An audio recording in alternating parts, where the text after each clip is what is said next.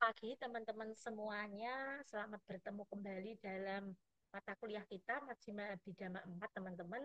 Eh, Sebetulnya saya tadi telah rekaman, tapi ternyata saya share screen-nya itu belum oke gitu ya. Jadi saya malah ngomong seperti radio, akhirnya saya tag ulang teman-teman.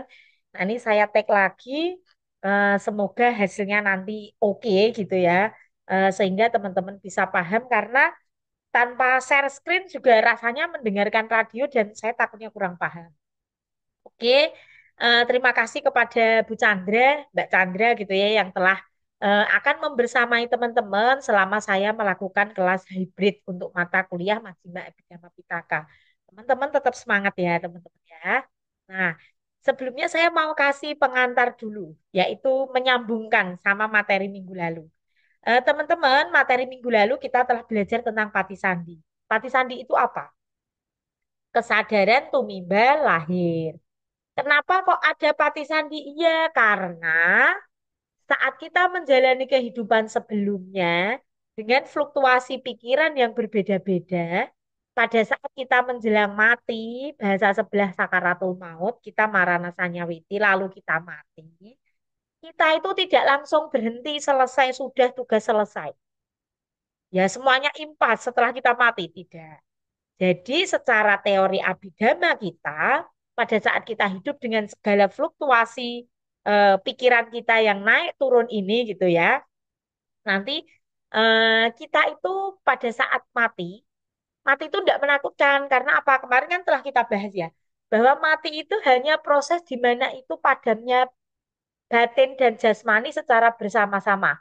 Cut gitu. Jadi dia hanya cutting saja, ceret gitu dipotong dan itu akan nyambung. Dan itu yang dimaksud pati sandi cita. Kesadaran tumimbal lahir. Yang merupakan hasil dari apa? Hasil dari timbunan karma-karma kita, baik melalui pikiran, ucapan, dan perbuatan dari kehidupan yang walaupun ini agak berantakan tata letak dari ini ya kolomnya karena saya copy paste untuk bisa men-sharekan di Zoom seperti ini kan saya perlu download dan setelah di-download agak berantakan nggak apa-apa. Tapi kemarin kan teman-teman sudah punya apa ya itu pola catatan yang benar kan ya. Nah artinya begini, kemarin garis besarnya dari Pati Sandi kan ada 19 Pati Sandi nama dan satu Pati Sandi rupa. 19 Pati Sandi Cita atau nama artinya 19 kesadaran tumimba lahir yang menghantarkan kita lahir di alam-alam yang memiliki batin dan jasmani. Apa itu Pati Sandi rupa satu? Satu kesadaran tumimba lahir yang mengantarkan kita ke alam-alam yang memiliki rupa saja. Nah, seperti itu. Ini ada 19 kemarin telah kita hitung. Prinsipnya, saya mau mengingatkan ya teman-teman bahwa kolom satu kalau perbuatan semasa hidupnya buruk, maka pati sandinya buruk. Pati sandi itu ada dua kata kunci. UPK Santirana, bekerjanya netral. Dan dia namanya dilengkapi dengan wipaka cita karena hanya merupakan hasil. Wipaka. Sudah tidak bisa diadu. Itu prinsip hukum karma. Siapa menabur dia menuai. Tidak bisa diandu kembali. Sudah terlanjur nyuri ya nyuri itu sudah auto save. Kalau mau mengurangi akibat karmanya ya berdanalah, berbuat baiklah. Nanti hitungannya sendiri lagi. Gitu. Itu kan prinsip cara bekerjanya hukum karma dan kemarin telah kita singgung ya teman-teman. Itu materi penyambung kemarin dan hari ini kita akan masuk pada materi intinya. Kalau ini kan teman-teman sudah tahu ya bahwa bumi itu kemarin kita bagi menjadi kama loka atau kama bumi, rupa loka itu kan hanya slide yang nempel di sini saja teman-teman tahu. Nah, ini materi hari ini. Cita Witi. Teman-teman sambil catat poin yang penting ya. Cita itu adalah pikiran, witi itu proses. Berarti proses terjadinya pikiran. Satu jenis pikiran, satu proses cita witi. Berarti Bu, gimana dalam satu hari? Satu hari pikiran kita itu sudah seperti arus sungai kan. Pikiran kita itu selalu sambung menyambung mengalir terus. Apa yang disebut secara saintifik itu pikiran kita itu membentuk arus kesadaran. Stream of consciousness. Dalam bahasa Pali disebut sebagai eh, bawangga sota. Bawangga itu consciousness-nya gitu ya. Sota itu stream. Jadi pikiran kita, teori pikiran kita memang cocok dengan teori ilmu modern gitu ya, yang telah dibuktikan secara sains bahwa pikiran itu membentuk arus kesadaran. Dan ada partikel-partikel di dalam arus kesadaran kita, seperti yang ada teman-teman lihat ya, ada thought, feeling, sensation. Ini kan bahasa palingnya menjadi wedana, sanya, sangkara gitu kan. Nah, itu pun juga cocok. Bahwa pikiran kita ini bekerja, mengalir terus-menerus itu dipengaruhi perasaan kita. Perasaannya baik, pikirannya baik. Perasaannya jengkel, pikirannya jengkel, dan seterusnya. Begitu pula persepsi kita. Gitu ya. Nah, di gambar di bawahnya teman-teman bisa lihat bagaimana dalam satu hari itu digambarkan pikiran kita itu bisa penuh macam-macam pikiran. Baik, buruk, sedih, jengkel, dan lain-lain itu kan bermacam-macam pikiran. Seperti itu. Nah, teori selanjutnya kita kan pernah diajari tuh bahwa teori the monkey mind, pikiran itu seperti kera yang melompat dari pohon satu ke yang lain tanpa henti gitu ya. Pokoknya lompat sana, lompat sini terus pikirannya seperti itu dan itu berlangsungnya sangat cepat. Dan itu juga terbukti secara saintifik bahwa the speed kecepatan dari pikiran speed of consciousness itu bukunya banyak sekali. Teman-teman jangan ngandalin ChatGPT ya. Kan kemarin kita telah sepakat ChatGPT itu hanya pemandu gitu ya. Google Gemini, Google Gemini juga hanya pemandu. Teman-teman nanti cari ke Google Book, ketik speed of consciousness, kecepatan pikiran gitu ya. Kalau memang literatur yang banyaknya nanti ngetiknya speed of consciousness, nanti di situ keluar macam-macam buku dan teman-teman boleh intip-intip lah. Nggak ngerti Bu isine itu ya di foto pakai sniping tools, masukkan Google Translate. Pokoknya berusaha memahami, berusaha belajar. Pikiran ini nek tidak dilatih manja teman-teman. Gitu. Nah nanti terus belajar, cek. Intinya yang mau saya sampaikan adalah kecepatan pikiran yang diajarkan Sang Buddha itu memang cocok dengan teori terkini tentang kecepatan pikiran. Bahkan ada beberapa sumber yang mengatakan sampai hitung-hitungan nih. Berarti kecepatannya per jam berapa gitu ya. Berapa seperti itu sampai ada yang menghitungnya. Juga kalau mau melihat penjelasan di YouTube juga ada. Nanti teman-teman bisa lihat sendiri. Nah, saya mau langsung ke slide ini yang merupakan slide inti gitu ya dari materi kita hari ini. Bahwa teman-teman dalam satu pikiran manusia, satu pikiran itu contohnya apa? Mikir ke bakwan. Tahu bentuknya, rasanya kelingan gitu ya. Bakwan saja kan macam-macam, bakwan jagung, kelingan gitu ya. Rolade, bakwan daun singkong, kelingan gitu ya. Jadi saat kita ngomong rolade itu ingat dari bentuknya begini-begini beda sama molen gitu ya. Warnanya gitu, rasanya itu artinya satu pikiran itu bekerja terpenuhi. Itu kalau kita mengingat. Yang contoh gampang, saya mau menyampaikan kepada teman-teman stimulus yang saya masukkan melalui indera pendengaran teman-teman. Dengerin ya. 8 kali 6. Nah, dengar kan? Saya tadi ngomong 8 kali 6. Itu artinya kalau secara teori Kanacita, teori satu citawiti yang melalui 17 proses berpikir, 17 unsur, atau 17 Kanacita, saat saya ngomong 8 kali 6, itu teman-teman bekerjanya begini. Atita bawangga, bawangga calana, bawangga paceda. Nanti teman-teman cek sambil cek di buku istilahnya, karena sudah ada di buku. Saya sampaikan secara lisannya, teman-teman spellingnya, tulisannya nanti cek di buku. Saat saya ngomong 8 kali 6, berarti Atita bawangga, bawangga calana, bawangga paceda ini kesadaran awal ini langsung bergerak. Bergeraknya gimana, Bu? Bergeraknya dia ini eh, kesadaran awal ini kayak dia itu kayak siap menangkap sesuatu gitu loh. Dia menangkap. Oh, 8 kali 6 berarti ini bukan rasa. Ini bukan bau, ini suara. Nah, gitu. Dia menangkapnya baru suara. Lalu PDPV, panca dwara pancawinanya juga langsung bekerja. Panca dwara pancawinanya ini bekerja menjadi satu garis panah ke bawah ini ya. Tugas dia ngapain? Menerima objek. Bener. Bener. Dan dia tahu ini 8 kali 6. Bukan 8 kali 8.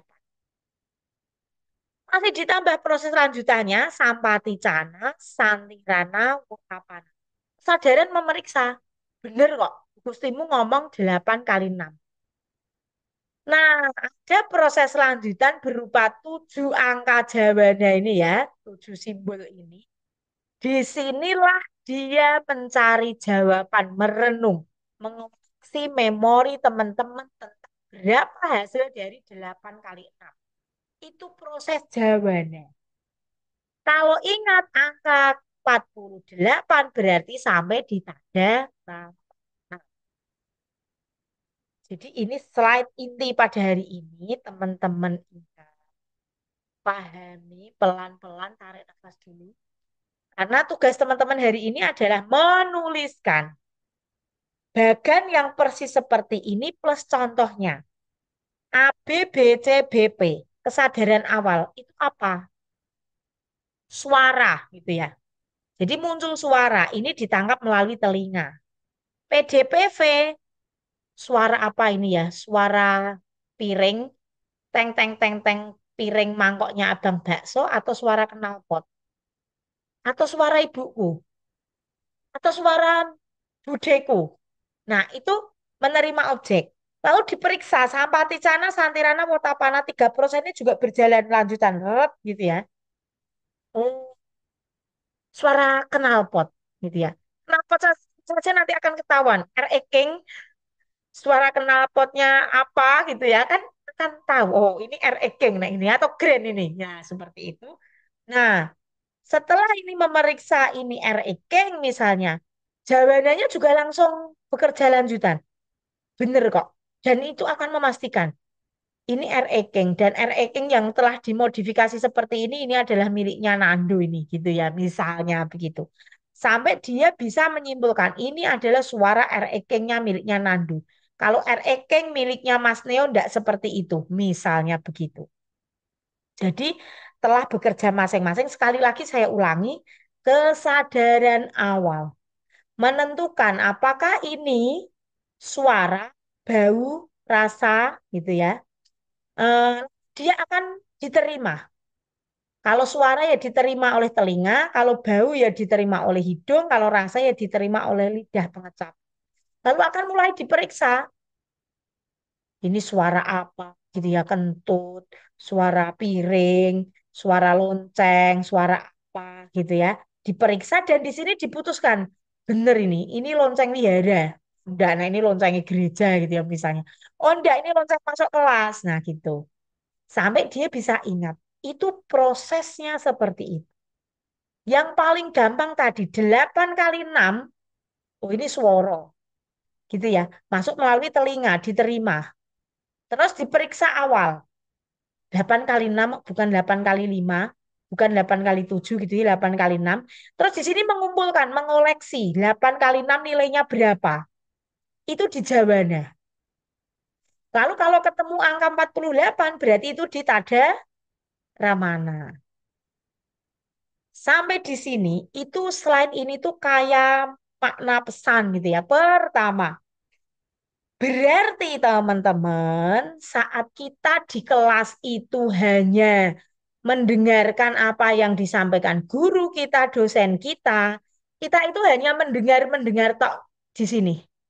Oh ya tahu dia Bu ini ngomong tentang ini vocabulary, Bu Gusti ngomong Abhidhamma Cita gitu. Tapi ya cita tok gitu ya. Tidak benar-benar direkam, tidak sampai mendalam, tidak ingat gitu ya. Ya kita selesai di kesadaran memeriksa objek. Ibaratnya itu masuk, oke, masuk sebentar, keluar. Masuk sebentar, keluar. Nah, Proses jawana itu pada saat masuk gitu ya, misalnya objek masuk lewat telinga itu dia diproses. Diproses di dalam batin kita dan dia tersimpan. Tersimpan di dalam kesadaran kita. Nah, itu seperti itu. Makanya terkait dengan pembelajaran mendalam, ya sebetulnya kuncinya adalah bagaimana membuat semua materi itu bisa tercerna dengan baik di dalam kesadarannya siswa kita. Kalau kita kuliah juga, kita biar mencerna segala sesuatunya sampai di jawabannya dan kita mengingatnya. Itu proses, itu makna pesan yang pertama itu seperti itu. Makna pesan yang kedua, berarti tidak ada hal yang tidak bisa mustahil atau mustahil di dunia ini. Karena jawabannya inilah memberikan kesempatan kita itu untuk mau berlatih dan belajar. Teori bahasa, teori rumus apapun. Kalau kita itu mau belajar, ya kita itu bisa. Karena jawabannya kita itu memberikan kesempatan yang luar biasa kepada kita untuk mau belajar kok. Bahasa Inggris ya, kalau sehari 10 kata di Jawana ini dimasuki terus, satu hari 10 kosakata bahasa Inggris, ya dia akan mau menerima. Dia bisa punya ingatan. Nah sekarang Jawana kita nggak pernah dilatih kok. Kosakata yora ditambahi, ilmu baru yora ditambahi gitu ya. Ya Jawananya kosong gitu ya. Kesadarannya kosong, nggak banyak ilmu, nggak banyak pengetahuan yang masuk. Seperti itu. Jadi itu beberapa pesan ya teman-teman. Dengan slide ini semoga kita semua semangat.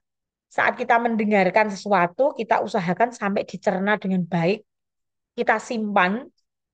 Saat kita nanti menjadi pendidik juga kita usahakan murid-murid yang kita ajar itu nggak hanya dengar.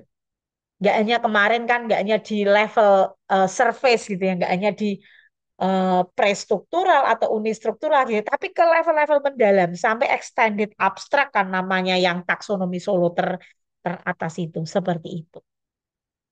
Itu teman-teman. Jadi untuk kita juga mari kita semangat.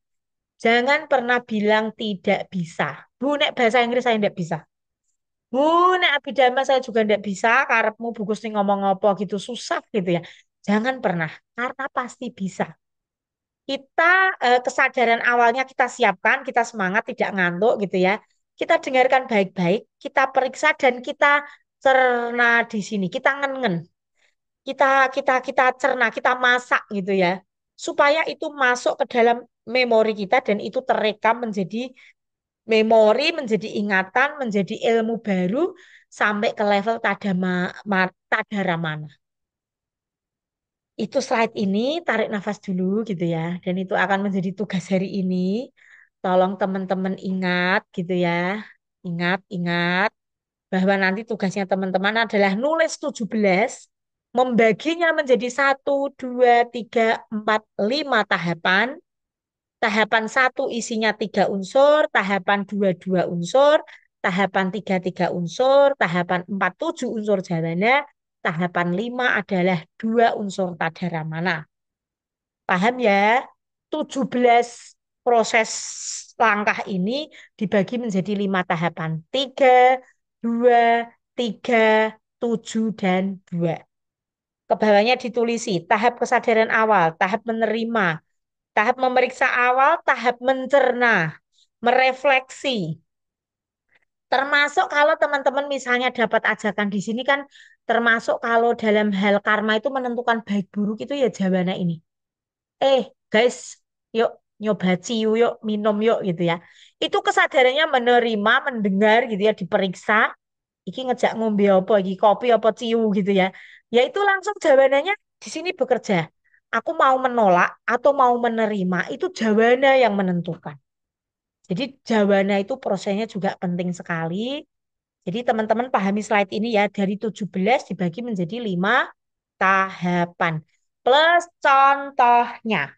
Itu tugas teman hari ini, tulis di kertas, kumpulkan ke saya melalui grup kelas.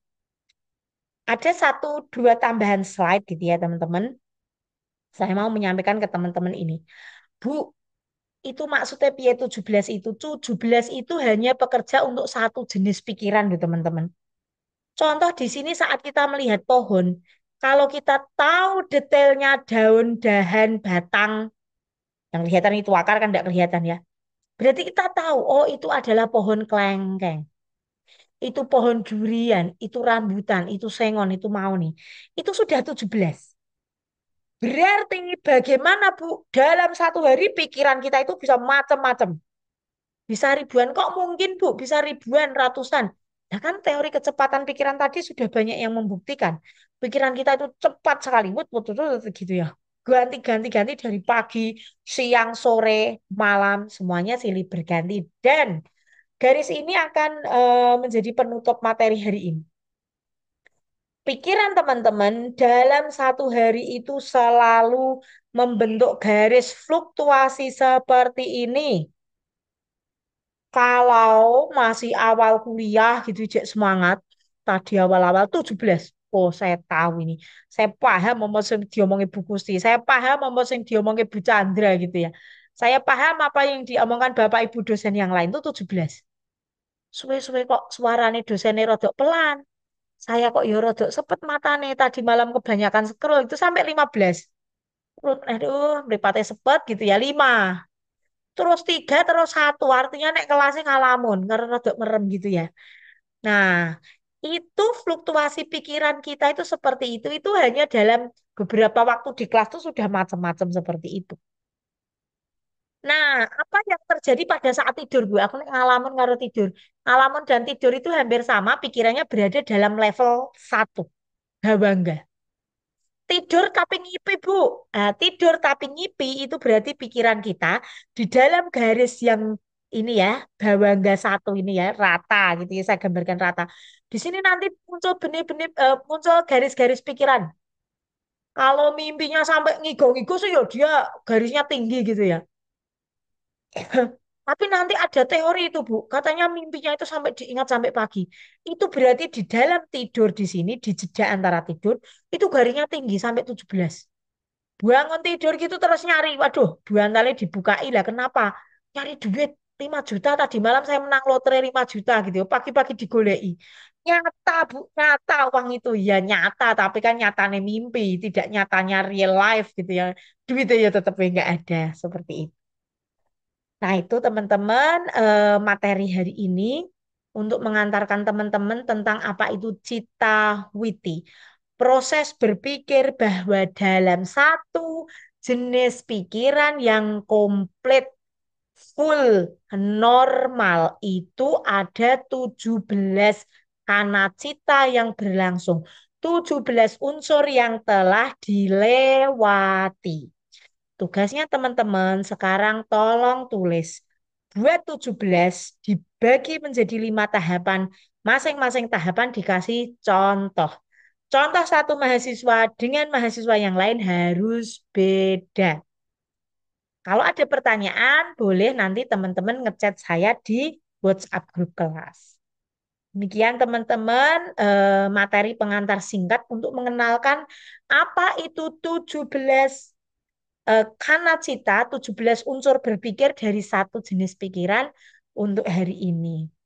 Saya akhiri videonya, kita lanjutkan di grup kelas. Saya tunggu tugas dari teman-teman untuk segera dikerjakan.